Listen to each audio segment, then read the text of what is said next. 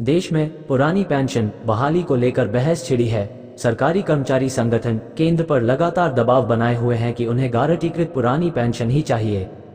वित्त मंत्रालय की कमेटी 15 जुलाई को स्टाफ साइड (JCM) के प्रतिनिधियों से चर्चा कर चुकी है। उस चर्चा में सरकार की तरफ से जो बातें कही गई उन पर कर्मचारी संगठन सहमत नहीं दिखाई पड़े। दरअसल सरकार केवल NPS सुधार पर बात करना चाहती है, जबकि कर्मचारी संगठन OPS की मांग कर रहे हैं। National mission for old pension scheme Bharat के राष्ट्रीय अध्यक्ष डॉक्टर मंजीत सिंह पटेल, जिन्होंने इस मामले में सरकार को कई सुझाव दिए हैं, वे कहते हैं कि कर्मियों को गारंटीकृत पेंशन सिस्टम ही चाहिए।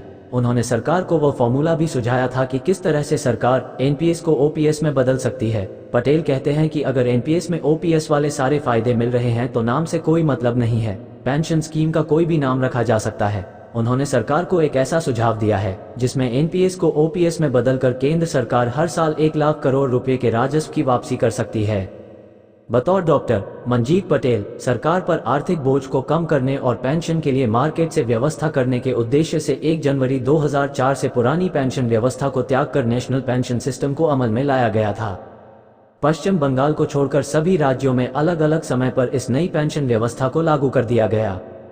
पिछले 7-8 वर्षों से इस व्यवस्था के खिलाफ राज्यों और केंद्र में बड़े बड़े आंदोलन चल रहे हैं। कुछ राज्यों ने यथा सिक्किम, नागालैंड, पंजाब ने इस मसले पर कमेटियां गठित की हैं और कई राज्यों ने यथा हिमाचल, झारखंड, राजस्थान आदि ने ओल्ड पेंशन को फिर से लागू करने के आदेश जारी किए हैं। आंदोलन के बढ़ते दबाव के चलते केंद्र सरकार ने भी पिछले वर्ष 2023 के अप्रैल में NPS को रिव्यू करने के लिए एक कमेटी गठित की थी। हालांकि कमेटी की रिपोर्ट आना अभी बाकी है। इस बीच ये बहस छिड़ गई है कि पुरानी पेंशन देश की अर्थव्यवस्था पर भार साबित होगी और यह राज्यों को दिवालिया बनाएगी। नई और पुरानी पेंशन व्यवस्था में है ये अंतर। National mission for old pension scheme Bharat के राष्ट्रीय अध्यक्ष के अनुसार अब ये समझने की जरूरत है कि नई और पुरानी पेंशन व्यवस्था में मूलभूत अंतर क्या है। पुरानी पेंशन में GPF के नाम से मिनिमम 7% अंशदान लिया जाता था।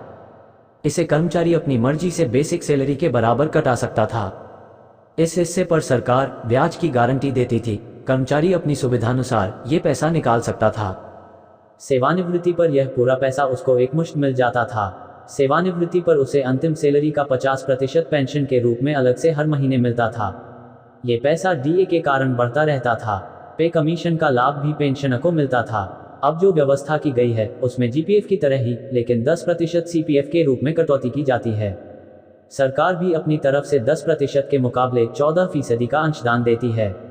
इसे LIC, UTI और SBI शेयर मार्केट में निवेश करती है।